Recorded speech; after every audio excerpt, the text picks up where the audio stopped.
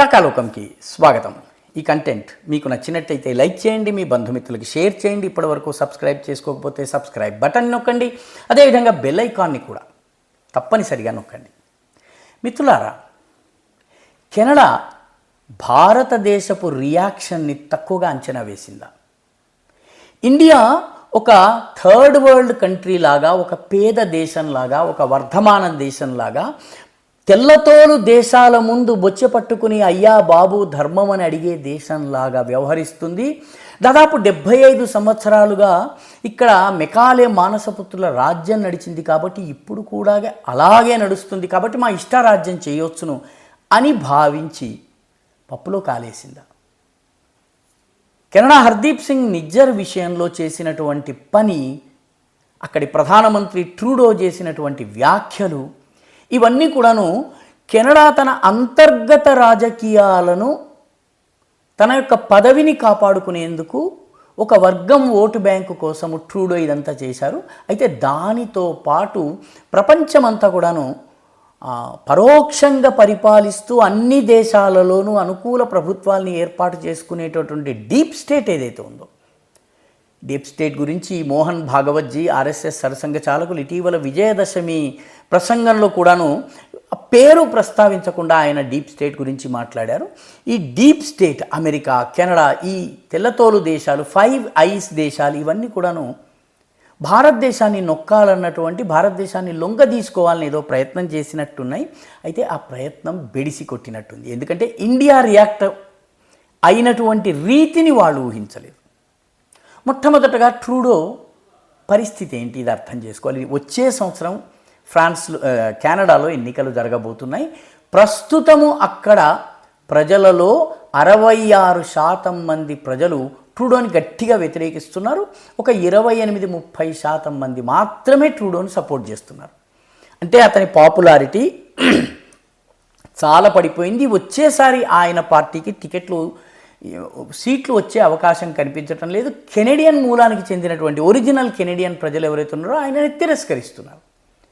ప్రస్తుతం కూడా ఆయనది మైనారిటీ ప్రభుత్వం. అధికారంలో ఎలా ఉన్నారంటే, ఆయన న్యూ డెమోక్రటిక్ పార్టీ అనేటటువంటి పార్టీ మద్దతుతో ఆయన అధికారంలో ఉన్నారు. ఈ న్యూ డెమోక్రటిక్ పార్టీ యొక్క నాయకుడి పేరు జగ్మీత్ సింగ్. జగ్మీత్ సింగ్ ఒక ఖలిస్తానీవాది, పచ్చి ఖలిస్తానీవాది.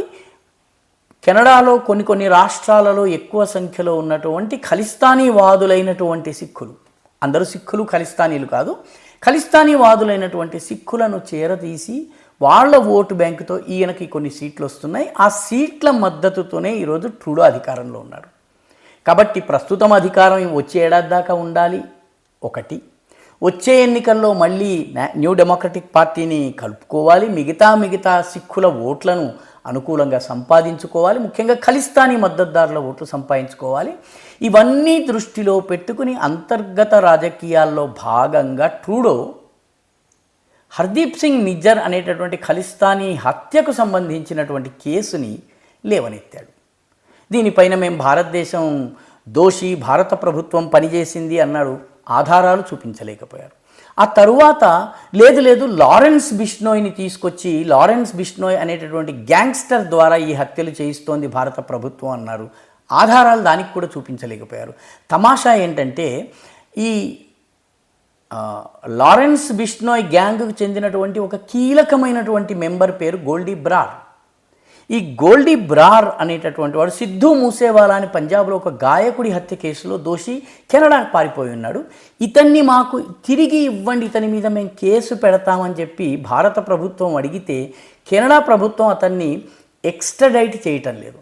అంటే లారెన్స్ బిష్నోయ్ అనుచరుణ్ణి ఇండియాకి ఎక్స్ట్రాడైట్ చేయకుండా ఉంచుకుంటూ భారత ప్రభుత్వ డిమాండ్ను కాదంటున్నటువంటి కెనడియన్ ప్రభుత్వము లారెన్స్ బిష్నోయ్ భారత ప్రభుత్వంతో కుమ్మక్కయ్యాడని చెప్పి అంటోంది.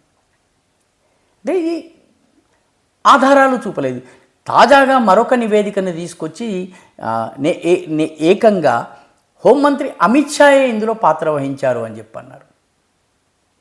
ఆధారం మళ్ళీ ఎక్కడ చూపలేదు. వాషింగ్టన్ పోస్ట్ ఆర్టికల్లో కూడా అమిత్ షా పేరు రాశారు. ఆధారాలు లేవు. చివరికి ఈ విషయమై విలేకరులు ప్రశ్నిస్తే కెనడాకు చెందినటువంటి police, royal Canadian mounted police అంటారు దాన్ని, ఆర్సీఎంపీ, వాళ్ళు భారత ప్రభుత్వం ఖలిస్తానీల్ని టార్గెట్ చేస్తోంది కానీ సాధారణ సిక్కుల్ని టార్గెట్ చేయటం లేదని చెప్పారు. అంటే వాళ్ళ ప్రభుత్వము చెప్తున్న మాటని పోలీసులు కొట్టివేశారని అర్థం చేసుకోవాలి. అంటే ఇది పరిస్థితి. తన అంతర్గత రాజకీయాలు సరే. చైనా విషయంలో భారతదేశం అమెరికా మాట వినడం లేదు. చైనాతో ఇప్పటికిప్పుడు యుద్ధానికి వెళ్ళేటటువంటి ఇంట్రెస్ట్ భారతదేశానికి లేదు. అమెరికా కోసం యుద్ధం చేయాల్సిన అవసరం అంతకన్నా లేదు. మన అవసరం వచ్చినప్పుడు, మనకి ఆవశ్యకత వచ్చినప్పుడు యుద్ధం చేయాలి. కానీ మనకు అవసరం లేని యుద్ధంలోకి వెళితే ఇప్పుడు ఏ రకంగానైతే యుక్రెయిన్ ఇరుక్కుపోయిందో అలా భారతదేశం కూడా ఇరుక్కుపోయేటటువంటి పరిస్థితి ఉంటుంది. అమెరికా ఆయుధాలు కూడాను ఫ్రీగా సరఫరా చేయదు, అమ్మకం చేస్తుంది. యుక్రెయిన్ ఈరోజు యుద్ధం నుంచి బయటపడ్డ తరువాత 50 ఏళ్ల పాటు అప్పుల్లో కూరుకుపోవడం ఖాయం. అలా భారతదేశం కాదలుచుకోలేదు. మోదీ ప్రభుత్వం దానికి అంగీకరించలేదు. అందుకని వాళ్ళు ఈ హర్దీప్ సింగ్ నిజ్జర్ కేసుని బయటకు తీసి అమిత్ షా పేరు రకరకాలుగా ట్రూడో చేత మాట్లాడించడం జరుగుతుంది. దీన్ని అమెరికా సమర్థిస్తుంది. ఎందుకంటే ట్రూడో చెప్పినటువంటి వాటిని అమెరికా వెనకేసుకొస్తోంది.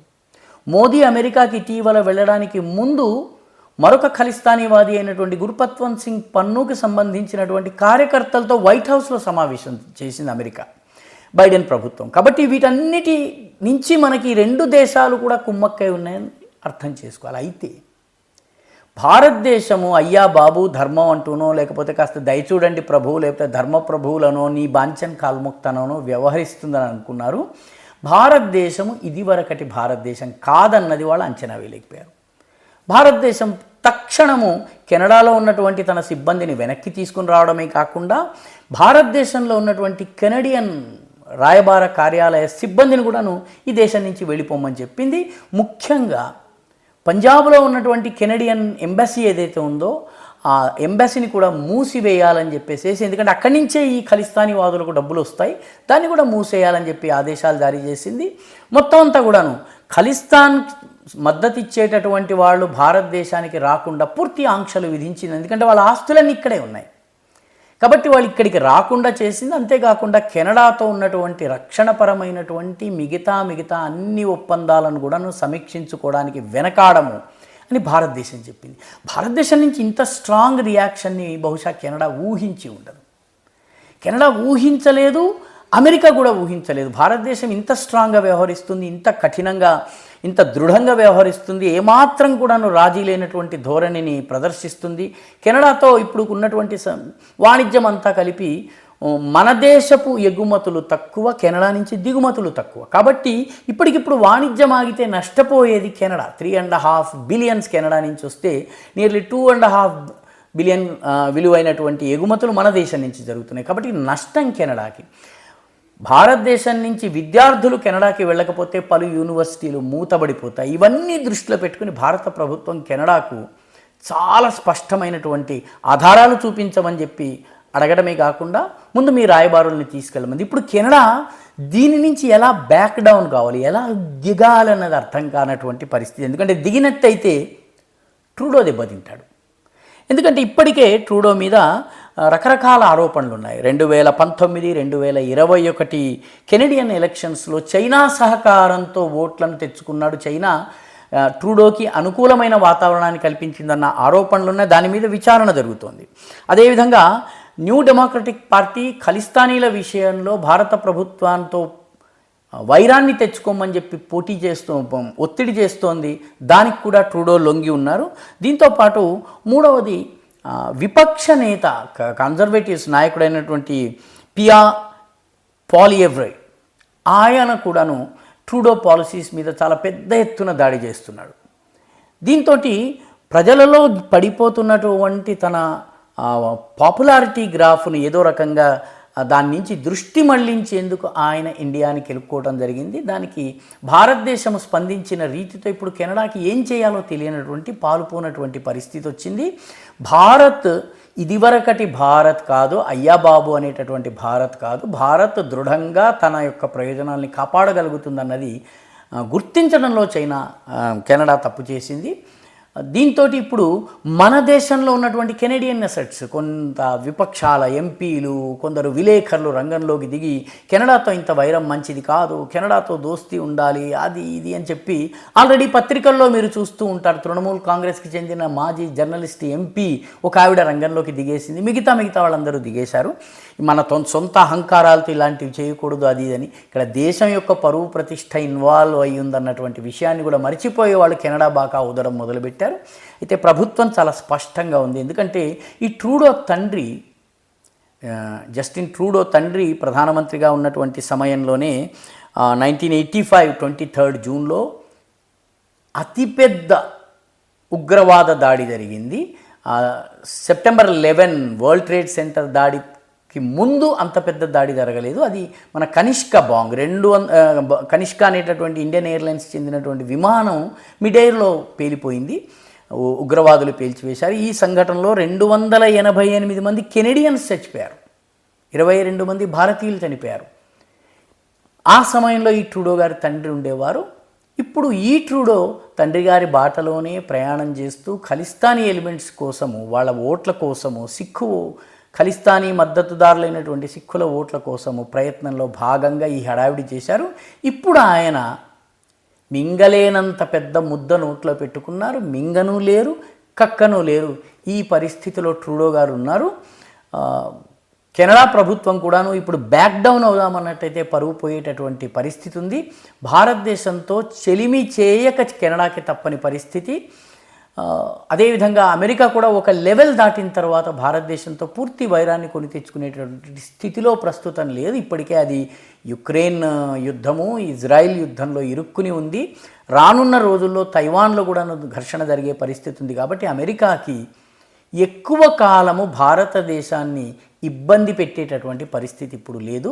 మొత్తం మీద దృఢమైనటువంటి విదేశ వ్యవహారాల్ని నడిపించడంతో, దృఢమైనటువంటి రీతితో వ్యవహరించడం వల్ల భారతదేశము, మోదీ ప్రభుత్వము కెనడాకు గతంలో ఆడినటువంటి ఈ ఉగ్రవాదపు మద్దతు ఆటలు ఏవైతే ఉన్నాయో ఇవి ఇక చెల్లవు అని చెప్పి చాలా స్పష్టమైనటువంటి సంకేతాన్ని పంపించింది. ఈ వీడియో మీకు నచ్చినట్టయితే లైక్ చేయండి, షేర్ చేయండి, ఈ ఛానల్కు సబ్స్క్రైబ్ చేయండి. మీ అభిప్రాయాన్ని కమెంట్ల రూపంలో తప్పనిసరిగా పంపించండి.